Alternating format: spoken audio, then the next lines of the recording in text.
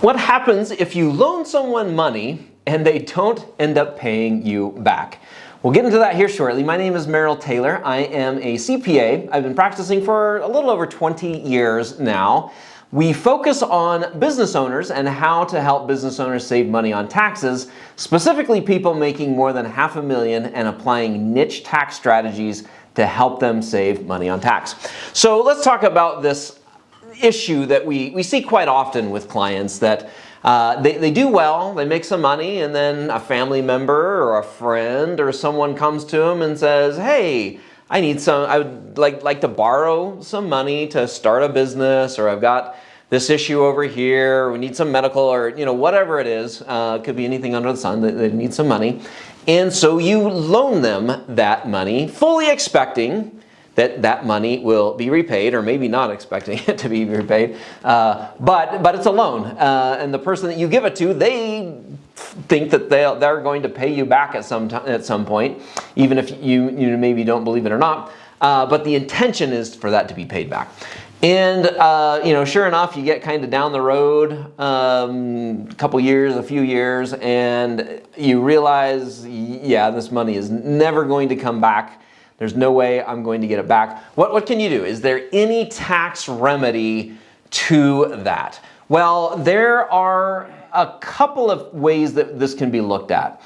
The least common way is that if you are in the business of loaning money, and that would mean that you make loans frequently to different people. Maybe you have an attorney that helps you write up loan documents. There's loan terms and interest, and it's a really formalized, solidified loan.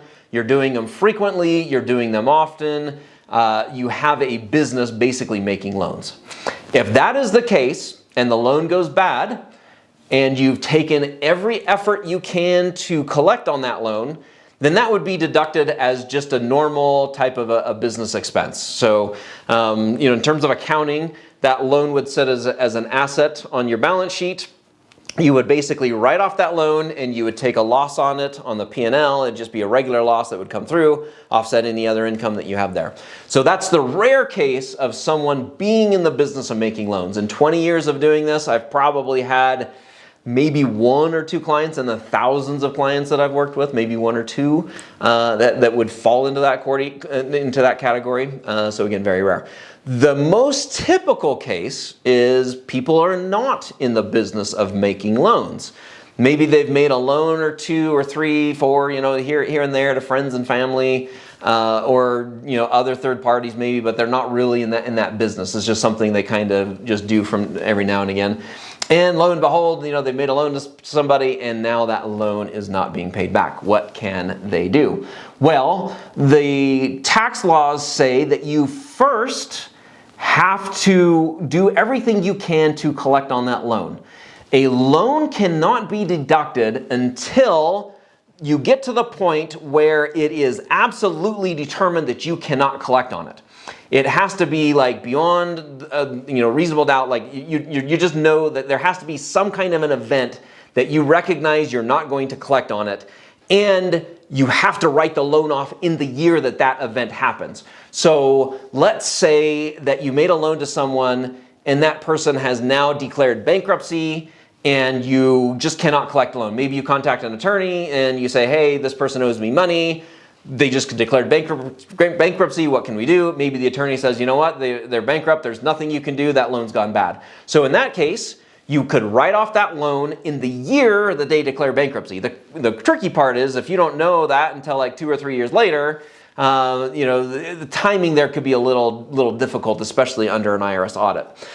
So there has to be some kind of an event, some kind of a determination. So if you claim a loss on a loan on your tax return and the IRS were to audit that, they would come and try to determine how that loan went bad that year. What made that loan good at the beginning of the year, but by the time you're at the end of the year, the loan was bad? What event happened during the year? And so, that's what they're looking at. They're looking at what kind of collection efforts. Are you hiring an attorney that's going to contact them? What has happened? You can't just wake up one morning and say, you know what, I haven't heard from that guy for 3 years, I'm just going to write off the loan, right? There has to be something that backs that up. The other tricky part is that if you're not in the business of making loans, that is not a regular deduction you can take. For example, it's not going to offset your business income. It's not going to offset your W-2 income. It gets claimed as a capital loss on your tax return, which goes on Schedule D. And a capital loss is really tricky because you can only take a capital loss to the extent you have capital gains. So let's say that you make a loan of $100,000 to someone. You've determined that that loan's gone bad. You're not going to get it paid back. So now you take this $100,000 capital loss, and it's a short-term, $100,000 short-term capital loss on your tax return. And it's short-term regardless of how long you've had the loan. If it could be 5 years or whatever, the tax laws say short-term capital loss. You put it on your tax return, $100,000 short-term capital loss. Well, guess what? If you don't have $100,000 of either short-term or long-term capital gain, you're going to get, I shouldn't say zero tax benefit, because there is a law that says you can take up to $3,000 of capital loss if you don't have any gain. So you can take basically a $3,000 loss on your return with no capital gain, and that $3,000 loss can offset any other type of income. It can offset W-2 income, business income, or other sorts of things. But you know, $3,000 versus $100,000, if you have zero capital gain the rest of your life, it's going to take, I don't know how many years is that going to take? Quite a few, right? 100,000 divided by 3,000, it's going to take many years for you to get benefit from that loss. Chances are you could probably be dead before you get the full benefit of that loss, and it's not going to go on to your heirs. It's just going to be lost that way. So that's the real downside of loaning people money and having those loans go bad, is that you end up getting a capital loss in the year that you can absolutely prove that the loan went bad that year. So it's not terrible. It's not, you know, we're not saying you can't deduct it. It's not deductible. It is. It's just that deduction is kind of limited. But you know, if you do have some capital gain, let's say you have like a rental property, or maybe you have some stocks, or maybe crypto has gone up quite a bit.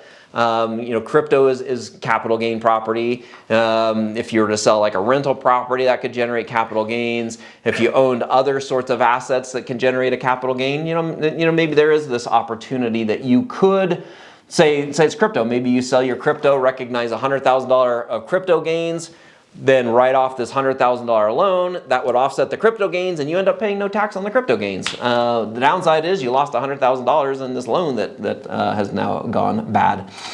So yeah, so that's kind of the ups and downs of that.